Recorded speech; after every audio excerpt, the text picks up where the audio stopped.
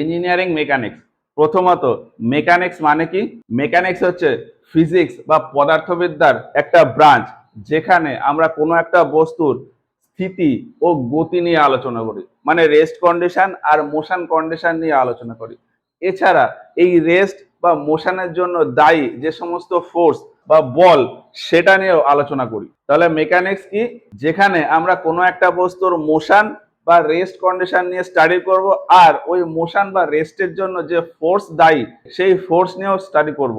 ফিজিক্সের সেই ব্রাঞ্চটাকেই বলা হলো মেকানিক্স। যেমন আমি যদি একটা পাথরকে কিছু একটা বল প্রয়োগ করে এখান থেকে ছুড়ি, তাহলে ওই পাথরটা কত দূর যাবে বা কত উঁচুতে উঠবে, অথবা ওই পাথরটা যদি কোনো দেওয়ালে গিয়ে আঘাত করে, তাহলে ওই দেওয়ালে কত জোরে আঘাত করবে, এই সমস্ত জিনিস ক্যালকুলেশন বা স্টাডি করা হয় এই মেকানিক্স এর ভেতর। তাহলে ইঞ্জিনিয়ারিং মেকানিক্স কি? ইঞ্জিনিয়ারিং মেকানিক্সও এই সেম, শুধুমাত্র ইঞ্জিনিয়ারিং অ্যাপ্লিকেশনে এই সমস্ত জিনিসপত্র ইঞ্জিনিয়ারিং অ্যাপ্লিকেশনে যেখানে ইউজ হবে, সেই মেকানিক্সটাকেই বলে ইঞ্জিনিয়ারিং মেকানিক্স। ওই যে আমি ওরকম পাথর ছিলাম, ওই পাথর ছুঁড়ে এবার ওই ক্যালকুলেশন কত ভেলোসিটিতে যদি আমি পাথরটাকে ছুঁড়ি, তাহলে এতটা ডিস্টেন্সে যাবে বা এতটা হাইটে উঠবে, বা যখন আঘাত করবে তখন তার ভেতর এতটা জোর থাকবে বা এতটা ফোর্স থাকবে আঘাত করার সময়। এই সমস্ত জিনিস যদি ক্যালকুলেশন করে তারপর আমরা অ্যাপ্লাই করি, তাহলে সেইটাকে বলা হয় ইঞ্জিনিয়ারিং মেকানিক্স। এক কথায় মেকানিক্সের এই বিষয়গুলো যদি ইঞ্জিনিয়ারিং অ্যাপ্লিকেশনের জন্য করি, সেই ব্রাঞ্চটাকেই বলা হয় ইঞ্জিনিয়ারিং মেকানিক্স। এবার এই মেকানিক্স বা ইঞ্জিনিয়ারিং মেকানিক্সের আবার দুটো ভাগ আছে, স্ট্যাটিক্স আর ডাইনামিক্স। স্ট্যাটিক্স আর ডাইনামিক্স। স্ট্যাটিক্সটা কি? কোনো একটা বডি, কোনো একটা বস্তু যখন একটা রেস্ট কন্ডিশনে আছে, মানে স্থির অবস্থায় আছে, তখন ওই বস্তুর উপর কি ফোর্স অ্যাপ্লাই হচ্ছে, সেই সমস্ত জিনিস নিয়ে ক্যালকুলেশন হয় এই স্ট্যাটিক্সে, বা সেই সমস্ত জিনিস নিয়ে স্টাডি হয় স্ট্যাটিক্সে। যেমন আমি যদি বলি, একটা মেঝের উপর হয়তো একটা টেবিল রাখা আছে, একটা মেঝের উপর হয়তো একটা ভারী টেবিল রাখা আছে, তাহলে এই টেবিলের নিজস্ব একটা ওয়েট আছে, যে ওয়েটটা নিচের দিকে কাজ করবে। এই ওয়েটটাও একটা টাইপের ফোর্স। এই ফোর্সের জন্য এই টেবিল কিন্তু এই জায়গা থেকে নড়ছে না, তাহলে টেবিলটা স্থির আছে, সেই অবস্থায় থেকে এখানে একটা ফোর্স কাজ করছে। কেউ হয়তো ওই টেবিলের উপর উঠে বসলো,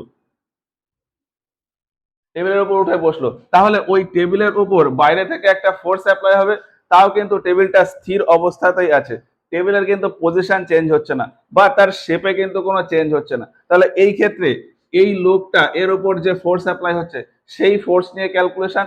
বা কেউ হয়তো টেবিলটাকে ঠেলার চেষ্টা করলো, এবার এই টেবিলটা হয়তো ওইখানে স্থির রয়েছে, ওখান থেকে নড়লো না, তাহলে তার পজিশনের কোনো চেঞ্জ হলো না, তার মানে তাতে কোনো মোশন হলো না, তাহলে ওই টেবিলটা স্থির অবস্থাতেই আছে। তো এই স্থির অবস্থায় থেকে এর উপর যে ফোর্স অ্যাপ্লাই হয়, বা ওই টেবিলটা যে ফোর্স অ্যাপ্লাই করে, সেই সমস্ত ফোর্স নিয়ে ক্যালকুলেশন, সেগুলো স্টাডি করা হয় এই স্ট্যাটিক্স এর ভেতর। এবার বাইরে থেকে হয়তো কোনো ফোর্স অ্যাপ্লাই হলো, টেবিলটা জাস্ট সরে গেল, টেবিলটা সরে গেল, মানে কি স্থির অবস্থা থেকে গতিতে চলে এলো, মানে সামান্য মোশন চালু হয়ে গেল। তাহলে এই যে মোশন চালু হয়ে গেল, ওই মোশনের ভেতরেও তাহলে এর ভেতর বিভিন্ন রকম ফোর্স থাকবে। সেই মোশন আর ফোর্স, এই দুটো নিয়েই যদি আমি হিসাব করি বা স্টাডি করি, তাহলে সেটা করা হয় ডাইনামিক্স এর ভেতর। কোনো একটা বডি রেস্ট কন্ডিশনে আছে, মানে স্থির অবস্থায় আছে, তাহলে তার উপর যে সমস্ত ফোর্স অ্যাপ্লাই হচ্ছে, সেই সমস্ত ফোর্স নিয়ে ক্যালকুলেশন বা স্টাডি, এটা করা হয় স্ট্যাটিক্সে। আর যদি ওই বডিটা মোশনে চলে আসে, তাহলে কোনো একটা বডি হয়তো মোশনে চলে এলো, মোশনে থাকা অবস্থায় ওই বডির ভেতরে ফোর্স বা ওই বডির মোশন নিয়ে আমি যদি আলোচনা করি বা স্টাডি করি, তাহলে সেটা করা হয় ডাইনামিক্সে।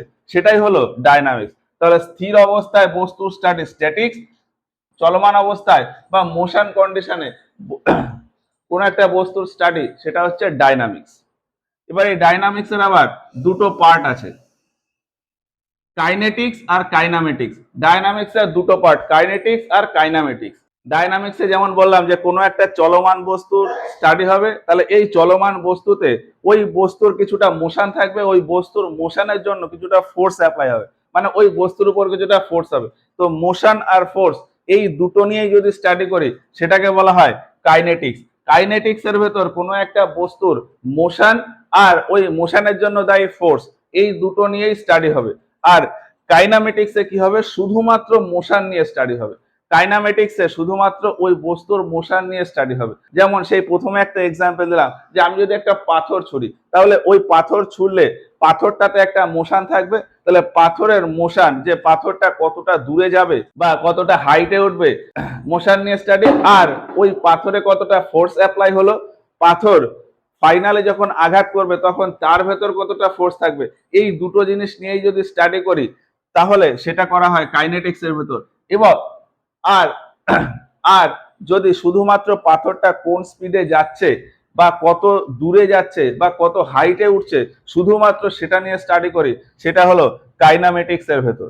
তাহলে কাইনেটিক্সে কোনো একটা অবজেক্টের ওপর ফোর্সের ফোর্স, ফোর্সের অ্যাকশন এবং তার মোশন, এই সমস্ত জিনিস নিয়ে স্টাডি হবে। আর কাইনামেটিক্সে শুধুমাত্র কাইনামেটিক্সে কোনো অবজেক্টের শুধুমাত্র মোশন নিয়ে স্টাডি হবে, তার ওপর ওই মোশনের জন্য যে ফোর্স দায়ী সেই ফোর্স নিয়ে কিন্তু স্টাডি হবে না।